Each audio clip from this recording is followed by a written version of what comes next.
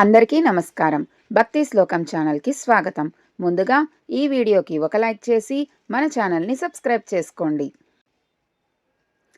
మార్గశిర లక్ష్మీవారం పూజలకి ముగింపు పలుకుతూ ఈ చివరి వారం పూజని ఏ విధంగా చేసుకోవాలి, లక్ష్మీవారం వ్రతాన్ని మొదలుపెట్టే వాళ్ళు మరి ఈ వారం మొదలుపెట్టొచ్చా? ఎందుకంటే ఇక్కడ మనకి మార్గశిర మాసం అయిపోయి పుష్యమాసం కూడా ప్రారంభం అయిపోయింది. మరి ఈ లక్ష్మీవారం వ్రతాన్ని మొదలు పెట్టేవాళ్ళు ఇప్పుడు మళ్ళీ మొదలు పెట్టుకోవచ్చా, లేదా ఇప్పటి వరకు లక్ష్మీవారం పూజ చేయని వాళ్ళు ఎవరైనా చెయ్యొచ్చా? ఈ చివరి వారం పెట్టవలసిన నైవేద్యాలు ఏమిటి అన్నీ కూడా ఈ వీడియోలో తెలుసుకుందాం. డిసెంబర్ 25వ తేదీ లక్ష్మీ గురువారాల్లో 5వ వారం. ఐశ్వర్యాన్ని ఇచ్చే 5 వారాల అద్భుత వ్రతమే మార్గశిర లక్ష్మీ గురువారాల వ్రతం.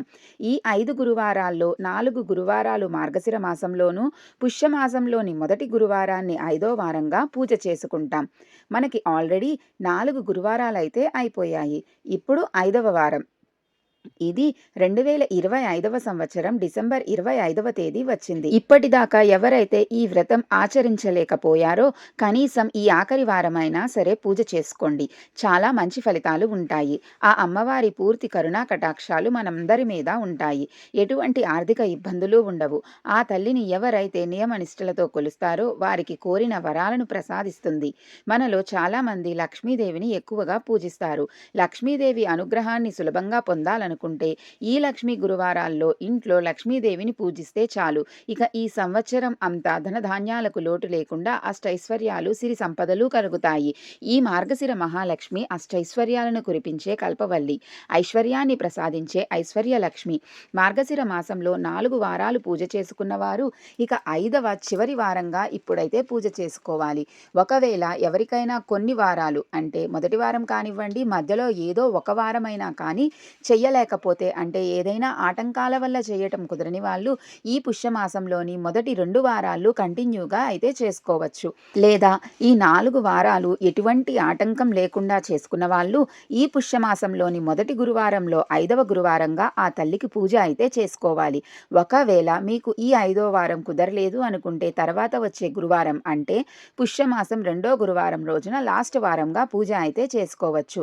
అయితే ఈరోజు వీడియోలో పూజ ఎలా చేసుకోవాలి, అమ్మవారికి ఏ నైవేద్యం సమర్పించాలి, ఇంకా ఈరోజు పూజ ఏ సమయంలో చేసుకోవాలి, ముఖ్యంగా పాటించవలసిన నియమాలు ఏమిటి అని తెలుసుకుందాం. మార్గశిర లక్ష్మీవార వ్రతంలో 5వ వారానికి చేరుకున్నాము. ఇదే ఆఖరి 5వ లక్ష్మీవారం. ఇప్పటి వరకు మేము అమ్మవారికి పూజ చేసుకోలేకపోయాము అనుకున్న వారందరూ కూడా ఈ వారం పూజ చేసుకోండి. పెళ్ళైన ప్రతి ఆడపిల్ల కూడా పుట్టింటి నుంచి మెట్టినింటికి వెళ్ళి అత్తింటి క్షేమం కోరి పూజలు చేస్తూ ఉంటుంది. కానీ ప్రతి ఆడపిల్లకి కూడా పుట్టిల్లు అంటే ప్రేమే కదా. మరి పుట్టింటి క్షేమం కోరి కూడా చేసే పూజా విధానమే ఈ 5 లక్ష్మీవారాల వ్రతం. ఈ అద్భుతమైన లక్ష్మీవార వ్రతంలో 5వ వారం పుట్టింటి క్షేమం కోరి ఈ పూజను చేయవచ్చు. లక్ష్మి అంటే ఒక్క సంపదే కాదండి, ఆయుష్, ఆరోగ్యం, కుటుంబం కలకలలాడుతూ అందరూ సంతోషంగా ఉండడం, ఇది కూడా సంపదతో కూడుకున్నది. అటువంటి సంపద అందరికీ కలగాలని మనస్ఫూర్తిగా కోరుకుంటూ ఈ మార్గశిర లక్ష్మీవారాల పూజను అందరూ చేయవచ్చు. ఇక 5వ వారం అటు పుట్టింట్లోనూ ఇటు అత్తింట్లోనూ కూడా ఆకలి దప్పికలు అనేవి లేకుండా, ధనానికి ధాన్యానికి లోటు లేకుండా చూడమని అమ్మవారిని ఈ 5వ లక్ష్మీవారం వేళ పూజించాలి. అలాగే ఈ నెల డిసెంబర్ 16వ తేదీన ధనుర్మాసం మొదలైంది. డిసెంబర్ 20వ తేదీన పుష్యమాసం ప్రారంభమైంది కదండి. ధనుర్మాసం మరియు పుష్యమాసం వంటి అద్భుతమైన కలయికలో వచ్చే ఈ లక్ష్మీవారం వేళ స్వామి అమ్మవారు ఇద్దరినీ పూజించాలి. ఈ లక్ష్మీ గురువారం నాడు లక్ష్మీదేవిని ఎలా పూజించాలి, ఏ మంత్రాలు చదవాలి, పాటించాల్సిన నియమాల గురించి ఈ వీడియోలో తెలుసుకుందాం. డిసెంబర్ 25వ తేదీ గురువారం నాడు 5వ లక్ష్మీవారం వచ్చింది. ఈ పవిత్రమైన రోజున సాక్షాత్తు లక్ష్మీదేవి తన భక్తులను అనుగ్రహించడానికి సిద్ధంగా ఉంటుందట. ఈ ఒక్క రోజు లక్ష్మీదేవిని పద్ధతిగా పూజిస్తే చాలు, ఇక మీ ఇంటిపై కాసుల వర్షం కురుస్తుంది. కాబట్టి ఈ 5వ లక్ష్మీవారం నాడు స్త్రీలు తెల్లవారుజామున నిద్రలేచి ఇంట్లో దీపారాధన చేసుకోండి. స్త్రీలు ఉదయాన్నే తలస్నానం చేసి ఇల్లంతా శుభ్రం చేసుకొని ఇంటి గడపలకు పసుపు రాసి గుమ్మం ముందు ముగ్గు వేసి ఇంట్లో దీపారాధన చేసుకోండి. విశేషంగా ఈ లక్ష్మీ గురువారం నాడు మీ ఇంట్లో ఉన్న ప్రతి ఒక్కరూ ఉదయం స్నానం చేసేటప్పుడు కొంచెం పసుపు కలిపి స్నానం చెయ్యండి. ఇక జాతకంలో ఉన్న గ్రహదోషాలు తొలగిపోయి మీ జాతకంలో అదృష్టం పెరుగుతుంది. ఇక పూజ చేసే ఆడవారు పసుపు రంగు వస్త్రాలను ధరించాలి. అలాగే కాళ్ళకు పసుపు రాసుకొని కుంకుమ బొట్టు పెట్టుకొని లక్ష్మీదేవిని పూజించండి. ముందుగా పూజ గదిని శుభ్రం చేసుకొని మీ పూజ గదిలో ఉన్న లక్ష్మీదేవి చిత్రపటానికి గంధం రాసి కుంకుమ బొట్లు పెట్టుకోండి. అలాగే మీ పూజ గదిలో అష్టదళాల పద్మం ముగ్గు వేసుకోండి. ఎరుపు రంగు గులాబీ పూలతో అలాగే మీ దగ్గర ఉన్న నగలతో లక్ష్మీదేవిని అందంగా అలంకరించుకోండి.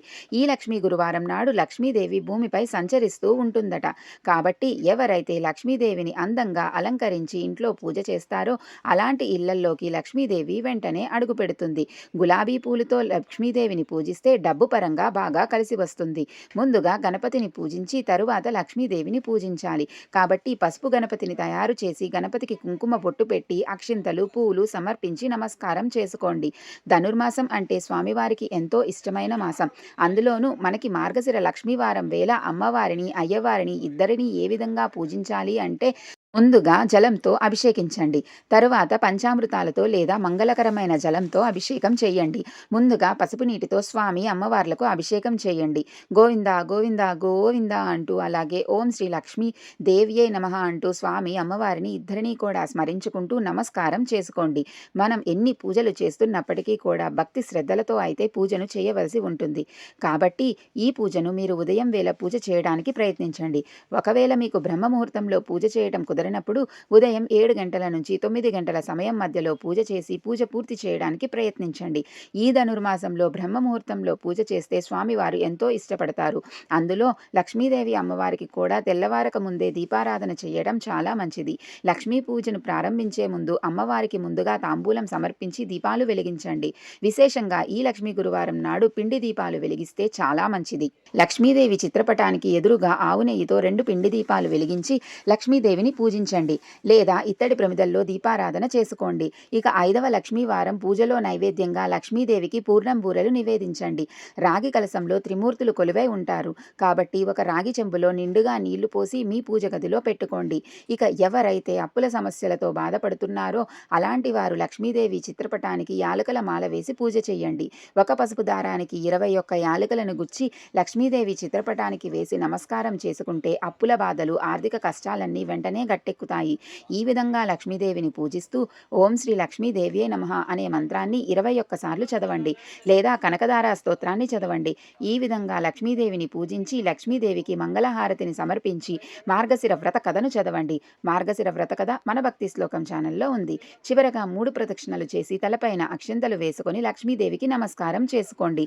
ఈ విధంగా ఇంట్లో లక్ష్మీదేవిని పూజించి ముగ్గురు ముత్తైదువులను ఇంటికి ఆహ్వానించి వారికి కాళ్ళకు పసుపు రాసి కుంకుమ బొట్టు పెట్టి తాంబూలం సమర్పించండి. ఈ రోజున ముత్తైదువులకు తాంబూలం ఇస్తే దీర్ఘ సుమంగళి యోగం కలుగుతుంది. ముత్తైదువులు అందుబాటులో లేకపోతే మీ పూజ గదిలో ఉన్న అమ్మవారికే తాంబూలం సమర్పించి నమస్కారం చేసుకోండి. ఈ విధంగా ఇంట్లో పూజ పూర్తి చేసుకొని తులసి కోట దగ్గర దీపారాధన చేసుకోండి. తులసి కోటకు పసుపు రాసి కుంకుమ బొట్లు పెట్టి తులసి ముందు ముగ్గు వేసి ముగ్గు పైన దీపం వెలిగించి తులసి కోటకు ప్రదక్షిణాలు చేస్తూ తులసీదేవికి పచ్చిపాలు నివేదించండి. తులసి కోటకు పచ్చిపాలను నివేదిస్తే తులసమ్మ ఎంతో సంతోషిస్తుంది. ఇక ఉదయం అంతా ఉపవాసం ఉండి సాయంత్రం చంద్రదర్శనం చేసుకొని ఉపవాసాన్ని విరమించి భోజనం చెయ్యాలి. ఈ రోజున లక్ష్మీ పూజను చేసేవారు కటిక ఉపవాసం ఉండనక్కర్లేదు. పాలు పండ్లు స్వీకరిస్తూ ఉదయం అంతా ఉపవాసం ఉండండి. అలాగే మీకు వీలు కుదిరితే ఏదైనా అమ్మవారి దేవాలయానికి వెళ్ళి దేవాలయంలో దీపాలు వెలిగించి అమ్మవారిని దర్శనం చేసుకోండి.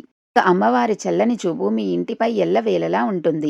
అలాగే మీ మనసులో ఏదైనా కోరిక ఉంటే ఆ కోరిక వెంటనే నెరవేరాలంటే అమ్మవారికి ఎరుపు రంగు గాజులు మరియు ఎరుపు రంగు రవిక వస్త్రాన్ని సమర్పించండి. అమ్మవారి ఆశీర్వాదంతో మీ కోరికలన్నీ వెంటనే నెరవేరుతాయి. లక్ష్మీదేవి సంచరించే ఈ గురువారం నాడు ప్రతి ఒక్కరూ మీ ఇంటి గుమ్మం బయట గంధంతో స్వస్తిక్ గుర్తును వేసుకోండి. స్వస్తిక్ గుర్తు దైవశక్తులను ఆకర్షిస్తుంది. కాబట్టి ఈ గురువారం నాడు మీ ఇంటి ముందు స్వస్తిక్ గుర్తు వేసుకుంటే మీ దేవి ఎక్కడున్నా సరే మీ ఇంట్లోకి అడుగుపెట్టి మీ ఇంట్లో స్థిర నివాసం ఉంటుంది. అలాగే సాయంత్రం సూర్యుడు అస్తమించే సమయంలో అంటే సాయంత్రం 6 గంటల సమయంలో ఇంటి గుమ్మం ముందు శుభ్రం చేసుకొని ఇంటి గుమ్మం బయట 2 దీపాలు వెలిగించండి.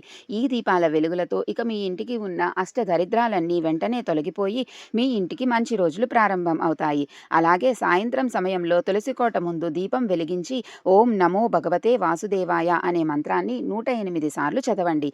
ఇక మీ ఇంటికి మంచి మంచి రోజులు ప్రారంభం అవుతాయి. ఇక ఎవరైతే కటిక పేదరికంతో ఇబ్బంది పడుతున్నారో అలాంటి వారు లక్ష్మీ అష్టోత్తరం చదివి లక్ష్మీదేవికి నమస్కారం చేసుకోండి. మీ పేదరికం వెంటనే తొలగిపోతుంది. ఇక వాస్తు ప్రకారం బీరువాను లక్ష్మీ స్వరూపంగా భావిస్తారు. కాబట్టి ఈ మార్గశిర గురువారం నాడు మీ బీరువాను శుభ్రంగా తుడిచి కుంకుమ బొట్లు పెట్టి మీ బీరువాలో డబ్బు దాచే ప్రదేశంలో 5 యాలకులను పెట్టుకోండి. ఇది మీ సంపదను ఆకర్షించి మీ ఆదాయాన్ని రెట్టింపు చేస్తుంది. లక్ష్మి గురువారం నాడు స్త్రీలు తప్పనిసరిగా కొన్ని నియమాలను పాటించాలి.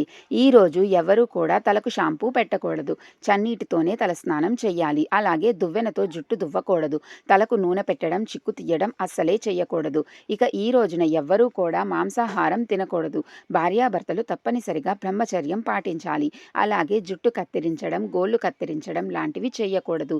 ఇక ఈ రోజున చేసే గోపూజలకు జన్మ జన్మల అదృష్టం కలుగుతుంది. కాబట్టి మీ దగ్గర ఉన్న గోశాలకు వెళ్లి గోమాతకు అరటిపండు తినిపించి ప్రదక్షిణాలు చెయ్యండి. ముక్కోటి దేవతల ఆశీర్వాదంతో సకల పాపాలన్నీ తొలగిపోయి విశేషమైన ధన ప్రాప్తి కలుగుతుంది.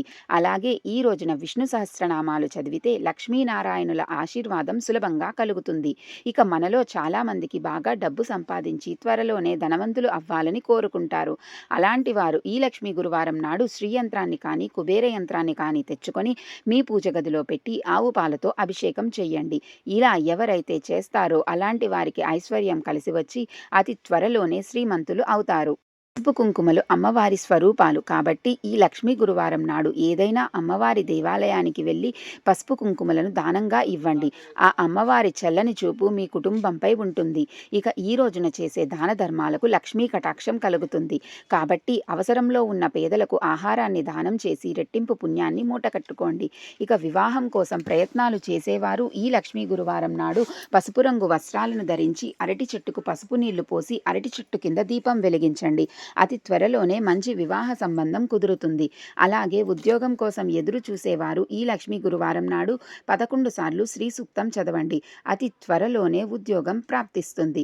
మీ దగ్గర ఏమీ లేకపోయినా అమ్మవారి చిత్రపటం పెట్టుకొని అమ్మవారి దగ్గర దీపం వెలిగించుకొని అమ్మవారికి నైవేద్యం సమర్పించి అమ్మవారి అష్టోత్తరాలు చదువుకొని పూజ చేసుకున్నా చాలండి. లేదా మీరు ఎంత హంగామా చేసుకున్నా అలాగైనా చేసుకోవచ్చు. కానీ మనం భక్తిగా మనస్ఫూర్తిగా ఆ తల్లి పూజ చేసుకోవాలి. మనం ఎంతలో చేసుకోగలిగితే అంతలోనే ఆ తల్లికి మనస్ఫూర్తిగా పూజ అనేది చేసుకోవాలి. చాలామందికి మార్గశిర మాసం 5 వారాల వ్రతం అంటారు కదండి, ఉద్వాసన పలకాలా అని సందేహం అయితే రావచ్చు. కానీ మనం ఎప్పుడైనా లక్ష్మీ అమ్మవారికి ఉద్వాసన అయితే పలకమండి. అంటే మనం మంగళగౌరి వ్రతం చేసుకున్నట్టు ఉద్వాసన ఈ మార్గశిర లక్ష్మీ వారాల వ్రతానికి అయితే పలకము. ఎందుకంటే లక్ష్మీ అమ్మవారు మన ఇంట్లోనే ఉండాలి అనుకుంటాం కాబట్టి వెళ్ళి రమ్మనైతే చెప్పం కదండి. అందుకని ఉద్వాసన అయితే పలకం. ఈ విధంగా మనకి లక్ష్మీ గురువారాల పూజ అయితే కంప్లీట్ అయిపోతుంది. అయితే 5వ వారం పూజ అంతా పూర్తి అయిపోయిన తర్వాత ఒకవేళ పీఠం సపరేట్‌గా ఏర్పాటు చేసుకున్న వాళ్ళు పూజా పీఠం ఎప్పుడు కదపాలి అని అంటే మీరు గురువారం, శుక్రవారం 2 రోజులు పూజ చేసుకొని శనివారం రోజున ఉదయం అయితే పూజా పీఠం కదపవచ్చు. ఒకవేళ మీరు శనివారం దాకా ఉంచుకోలేము అనుకునే వాళ్ళు గురువారం నైటే మనం పూజ చేసుకొని సాయంత్రం వేళ నైట్ పూజ పీట అయితే కదిలించవచ్చండి. మీకు ఈ వీడియో నచ్చిందా? అయితే ఈ వీడియోకి ఒక లైక్ చేసి మన భక్తి శ్లోకం ఛానల్ని సబ్స్క్రైబ్ చేసుకోండి. మరొక మంచి వీడియోతో మళ్ళీ కలుద్దాం. సర్వే జనా సుఖినో భవంతు. లైక్, షేర్ అండ్ సబ్స్క్రైబ్ భక్తి శ్లోకం.